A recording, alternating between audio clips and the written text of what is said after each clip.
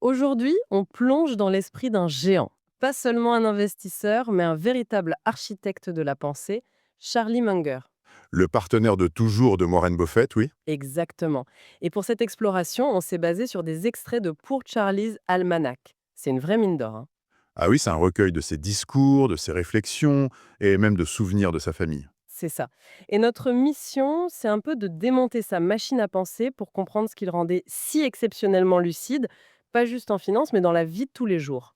C'est un excellent angle d'attaque, parce que Munger, c'est l'antidote parfait à notre époque d'hyperspécialisation. Comment ça? Il a passé sa vie à prouver qu'on ne peut pas comprendre un système complexe, que ce soit une entreprise ou la société, en restant enfermé dans une seule discipline. Sa grande quête, c'était de construire ce qu'il appelait une sagesse du monde. Une sorte de boîte à outils mentale universelle. Voilà. On va essayer de voir comment il a assemblé ses outils. Alors, commençons par les fondations, par l'homme lui-même. Les sources le décrivent comme un pur produit du Mid West américain. Avec des valeurs qui semblent presque d'un autre temps. C'est ça.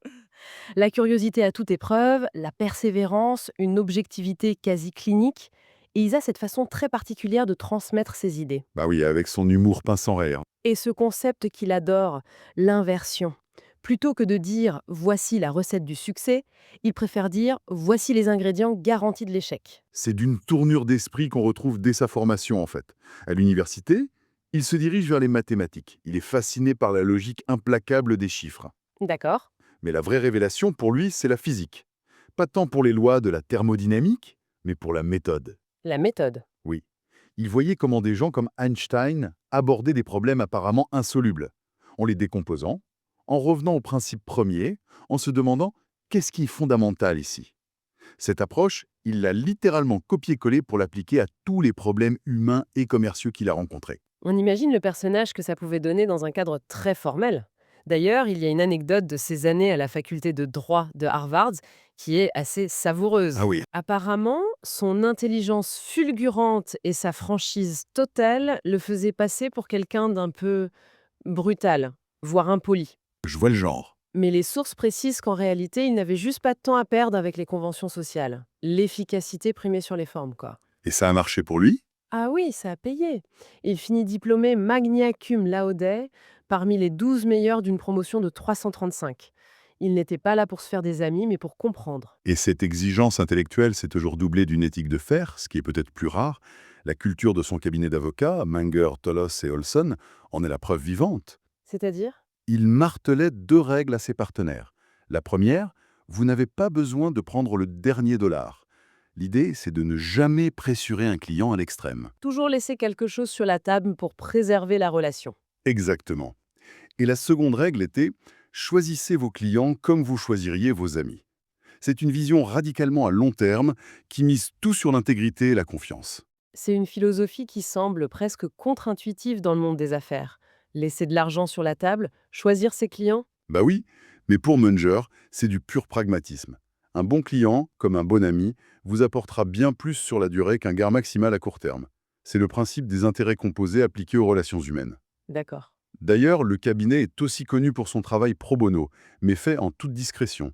Pas pour l'image, juste parce que c'est la bonne chose à faire. C'est du Munger pur jus. On a donc les fondations 1, une éthique de fer, une rigueur intellectuelle quasi scientifique. Mais comment on transforme ça en un système pour prendre des décisions au quotidien? C'est là qu'on arrive à son idée la plus célèbre. Le fameux treillis de modèles mentaux. Oui, le Lattice Work of Mental Models. L'idée est d'une simplicité géniale. Munger dit qu'un homme avec un marteau voit tous les problèmes comme des clous. Ah oui, Si votre seul outil est l'économie, vous analysez tout sous l'angle de l'offre et de la demande. Si c'est la psychologie, vous verrez des biais partout. Sa solution? Avoir une boîte à outils la plus complète possible. il ne s'agit pas d'être un expert en tout, mais de maîtriser les grandes idées des disciplines fondamentales. C'est ça. Les intérêts composés en maths, la sélection naturelle en biologie, l'équilibre en physique, les biais cognitifs en psychologie. Et de les tisser ensemble comme un treillis pour pouvoir regarder un problème à travers plusieurs lentilles à la fois. Ce qui est fascinant, c'est qu'il utilise ce treillis non pas pour simplifier le monde, mais pour repérer les moments où il devient extraordinairement complexe. Et puissant, Il a même un nom pour ça, l'effet Lollapalooza. le Lollapalooza. C'est un de mes concepts préférés. C'est ce qui se passe quand plusieurs de ces modèles mentaux, de ces forces, s'alignent et poussent tous dans la même direction. D'accord. Le résultat n'est pas une simple addition. C'est une réaction en chaîne, une multiplication. C'est comme une masse critique en physique. Quand vous l'atteignez, ça peut créer une explosion pour le meilleur ou pour le pire. Ça reste un peu abstrait. Est-ce qu'on a un exemple concret où on voit cet effet à l'œuvre? Le meilleur exemple, c'est la crise financière de 2008. Prenez les facteurs un par un. Vous aviez un biais psychologique d'optimisme chez les banquiers. Oui. Vous aviez la pression sociale, l'idée que tout le monde devait posséder sa maison. Vous aviez des incitations financières perverses. Qui poussait les courtiers à vendre des prêts toxiques. Voilà. Vous aviez des modèles mathématiques que plus personne ne comprenait vraiment. Et une déréglementation qui a enlevé les garde-fous. Chaque facteur pris isolément était un problème. Mais tous ensemble, poussant dans la même direction, C'était un effet Lollapalooza parfait. une véritable déflagration économique mondiale. Pour Munger, les plus grands succès, comme les plus grands désastres, s'expliquent souvent par ce phénomène. D'accord, là, c'est beaucoup plus clair. Il faut donc non seulement connaître les modèles, mais aussi comprendre comment ils interagissent. Et ça implique aussi de savoir où s'arrête sa propre compréhension. Exactement. J'adore cette histoire qu'il raconte sur le chauffeur de Max Planck pour illustrer ça. Elle est géniale parce qu'elle est à la fois drôle et un peu brutale. Raconte-la. Max Planck, le célèbre physicien, faisait le tour de l'Allemagne pour donner toujours la même conférence sur la mécanique quantique. Son chauffeur, à force de l'entendre, la connaissait par cœur. D'accord. Un jour, à Munich, le chauffeur lui dit: Professeur Planck, ça doit être ennuyeux de répéter toujours la même chose. Et si ce soir, on échangeait les rôles? Je vais faire la conférence et vous mettrez ma casquette de chauffeur au premier rang. Amusant. Planck, amusé, accepte. Le chauffeur monte sur scène et délivre une conférence parfaite, mot pour mot. Mais à la fin, un professeur de physique se lève et pose une question incroyablement technique. Ah. Et là, sans se démonter, le chauffeur répond: Je suis très surpris qu'on me pose une question si élémentaire dans une ville aussi avancée que Munich. Pour vous le prouver, je vais demander à mon chauffeur d'y répondre. C'est une métaphore parfaite de ce que Munger appelle le cercle de compétences. Il y a deux types de savoir. Le savoir de Planck et le savoir du chauffeur. C'est ça. La vraie maîtrise, profonde, est la connaissance de surface, récitée. La leçon est simple, mais vitale. Il faut une honnêteté intellectuelle brutale pour savoir si l'on est Planck ou si l'on est le chauffeur. Agir comme si on était Planck alors qu'on n'est que le chauffeur est la voie la plus rapide vers la catastrophe. Exactement. Et cette discipline, c'est la clé de sa méthode d'investissement, qui est d'une simplicité presque choquante. On pourrait la résumer en quelques mots: préparation, discipline et surtout une patience infinie. C'est ce qu'il nomme, avec son humour habituel, l'investissement assis sur son derrière. Sit on your ass investing. C'est une belle image. L'idée est que l'essentiel du travail se fait en amont, dans l'analyse.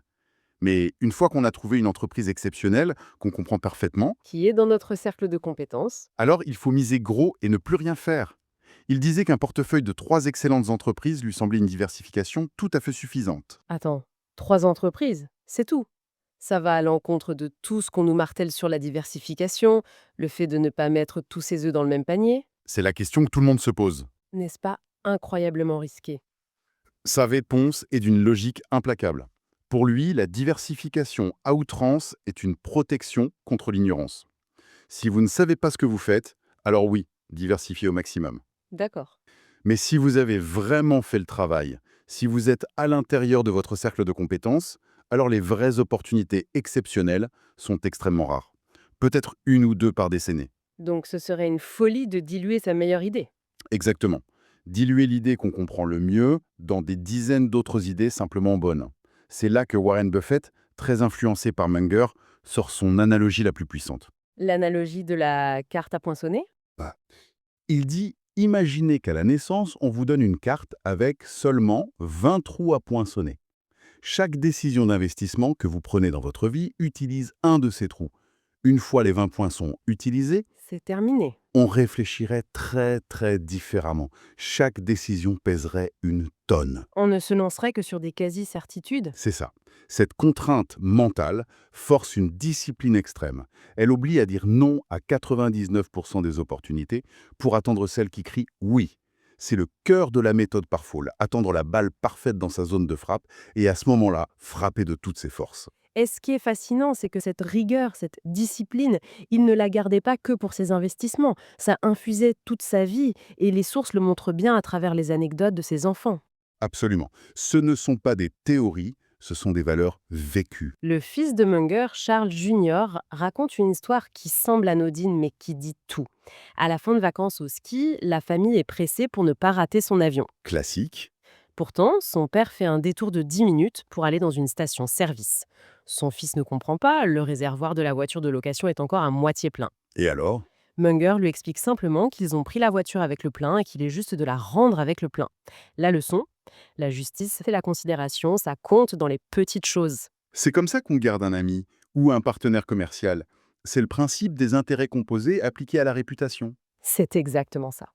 Une autre anecdote de sa fille Molly est plus directe. Un été, dans le Minnesota, elle perd l'unique jeu de clés de la voiture familiale au fond d'un lac trouble. La panique. Panique totale. La réaction de son père est immédiate. Va plonger avec tes amis et ne rentre pas sans elle. C'est une éducation à l'ancienne pour le moins. Pas de plan B, pas de «t'en fais pas ma chérie». Non, juste. Assume et résout le problème. Après 2 heures de recherche à tâtons dans la vase, elle a fini par les retrouver. La leçon est gravée à vie, j'imagine. Tu es responsable de tes erreurs et la persévérance est la seule issue. Cette approche par l'inversion, par la résolution du problème en l'attaquant de front, c'est vraiment sa marque de fabrique. Il l'applique même à la question la plus complexe de toutes, la quête du bonheur. Oui, c'est un de ses discours les plus célèbres donnés à Harvard. Il ne donne pas de recette pour être heureux. Il fait l'inverse. Il donne des prescriptions pour une misère garantie. C'est ça, il s'inspire de l'animateur Johnny Carson. Sa logique est imparable. Le bonheur est un concept flou et complexe, mais la misère est beaucoup plus facile à identifier.